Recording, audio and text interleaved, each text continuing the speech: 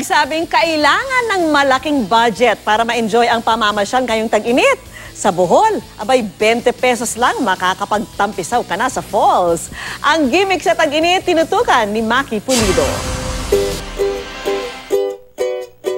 Low budget ngayong tag-init? Okay lang yan. Sa halagang 10 hanggang 20 piso lang na entrance fee, may enjoy nyo na ang malamig na tubig sa Mag-Aso Falls sa Bohol. Perfect din ang magandang tanawin for selfie or groovy. Masarap maligo dito sa Mag-Aso Falls.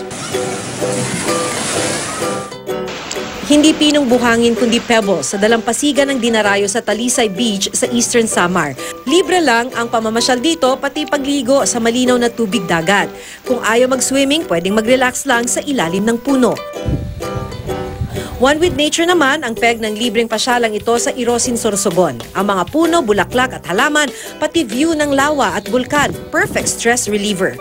May mini zoo at playground din na pwede namang ma-enjoy ng mga bata.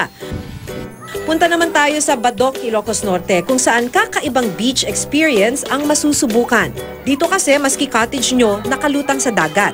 1,200 hanggang 1,500 pesos lang ang upa sa mga yan na pwede nyo namang paghati-hatian. Siyempre, hindi mawawala ang water activities gaya ng swimming at kayaking.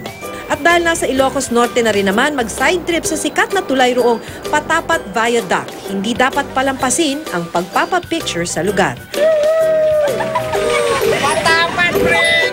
Maki Pulido, nakatutok, 24 oras.